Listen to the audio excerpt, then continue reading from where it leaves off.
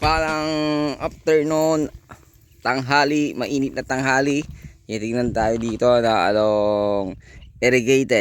irrigation. Tapos mula dito isang mga siguro mga 12 meters or 15 meters lang mula dito sa Barangay Road. At ito po yung irrigation papunta doon. So yung tubig ngayon dito tuloy-tuloy. So maganda po itong investment, itong titingnan natin. So maliit lamang po ito na area, mga 8,000 lang ito. 8,000 eksakto to, bro. 8,000 square meter. Pangalan ng seller. Ano po, hindi po pangalan ng seller, pero bahala po yung seller po natin na magpapirma sa kanyang mga kapatid. Mga kapatid po yung nagbebenta. So 8,000 mula po dito hanggang doon. Napakaluwang din po ng frontage ito. Actually ito ginagawang daan. Ayan, makikita po ninyo. Katulad doon sa katapat nung nagparkingan namin, ganito din dati ito. Ngayon kasya na po doon ang 4 wheels, kasya na po ang sasakyan. So napakaluwang ng frontage. Meron po itong frontage na mga siguro nasa 60 or 10, 20, 30, 40, 50, 60 more or less ang frontage nito. Nasa 60 meters mahigit ang alam ko, pero para safe po tayo 60 meters more or less. So napakaganda po itong investment. Bakit po? Ang ganda ng irrigation. So hindi lang naasikaso ng seller natin. Kulang daw sa puhunan, sa mahal po ng abono. So itong mga kapitbahay niya, diretso po yan, nagsasaka po sila. So sa panahong ito, ganito pa lang yung daan. Pero katulad doon dati, ganito rin yung dati doon sa kabila. Pero ngayon, kasya na ang 4 wheels. Maaring dyan ang gagawin, maaring dito sa kabila. Or magkabilaan po yan. Sa tingin ko magkabilaan kasi ito po ay national irrigation. So unti-unti na nilang ginagawa. Kung makikita nyo yan mga may culvert. Kasi pwedeng dumaan pa ganon tsaka pa ganon. Hindi po sila gagawa ng ganyan kung wala po silang planong gawing daan po ito. Kasi ito, tignan nyo po ito. Kaya ang hinala ko po dito mismo sa harap ng lupa gagawin yung daan. Kasi naglagay po sila dito ng dadaanan ulit, papasok. So pwedeng maaring dyan, pero mayroon pa ring daan. Nakadikit pa rin itong lupa na binibenta na 8,000 square meter. So wala po tayong magiging problema sa daan. At balang araw ito po ay gagawin din ng ating mga government, local government dito sa bayan ng Balungaw, Pangasinan. So kitang-kita po ang bayan, ang bundok ng bayan ng Balungaw.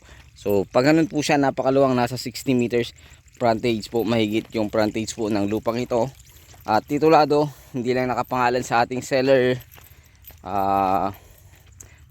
Tingnan natin kung ano po yung mga sagot nila sa kanilang presyo. Dahil sabi po sagot lang nila ang capital gain tax. Siyempre mataas na rin ang capital gain tax ngayon dito sa bayan ng Balungaw. Ang zonal value pala. So ayun, sana magustuhan nyo po ito. Bayan ng Balungaw, Pangasinan, 8,000 square meter. Titulado po ito. At may frontage na 60 meters mahigit. Mula sa Barangay Road, nasa 12 meters lang papasok. Pero pwede po itong gagawin nila ulit, itong daan na ito. Kasi napakaganda po itong irrigation dito sa lugar na ito. Ginagawa po nila. So sana magustuhan nyo po ito sa bayan ng Balungaw, Pangasinan. At ipapakita ko po sa inyo yung sinasabi kong ganito rin dati yung daan niya. Pero nagawa na po nila. Para makita po ninyo sa mismong kabila. Ayan, 8,000. So ang presyo po nito mga sir, mga madam, is 1 million. Capital gain tax lamang po yung sagot po nila. At wala po tayong poproblemahin sa pag-transfer. Ang inyong lingkod po ang bahala doon. Basta may talent pay po ang inyong lingkod. So ayun, maraming salamat po sa lahat po ng viewers natin sa Mucha Enjoy Lot Vlog.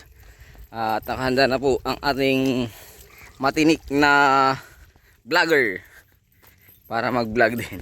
Ayan, ipapakita ko lang itong daan, bro, para makita po nila. Dating ganito rin to dati. Last year lang to ginawa. Itong year lang na to, ikaw talaga last year. Itong year lang na to ginawa ito. Ito. Ayan, dati hindi pa kami nag-vlog dito kasi walang patunay na gagawin yung daan. Pero nung nagawa nila ito, yun, binalikan namin. Binag po namin itong yung area na yan. So, ayun, sana magustuhan nyo po ito dito sa bayan ng Balungaw, Pangasinan. Ulitin ko, may sukat na 8,000 square meter. Titulado po ito. Capital gain tax sagot po ng seller po natin at agent B. So, 1 million. Yun po yung presyo ng ating seller. Sana magustuhan nyo po ito at pakitawagan po ako agad sa naghahanap po ng ganitong area. Napakaganda po itong gawing farm lot dahil meron siyang irrigation. Flood free din po ito kung gusto nyo maglagay po dito ng maliit na kubo or mag-alaga ng pato, kung ano man, maganda po ito dito sa area na ito. So sana magustuhan nyo po ito. Maraming salamat po muli sa lahat po ng ating viewers, sa lahat po ng ating mga kliyente, mga buyers po na nakakuha sa amin. Maraming salamat po sa inyong tiwala. At sa mga nagpa-transport po ng kanilang papel sa akin, maraming salamat po. At sa mga kapwa agent po natin dyan na patuloy na nagbibigay po ng kanilang listing, maraming salamat po sa inyong tiwala. At Diyos po ang bahala magpala sa inyo at panalangin po natin na makabenta po tayo sa inyong mga pinapakitang lupa upang magkatulungan po tayo at kumita po tayo pare-parehas. So ayun, maraming salamat. God bless you all.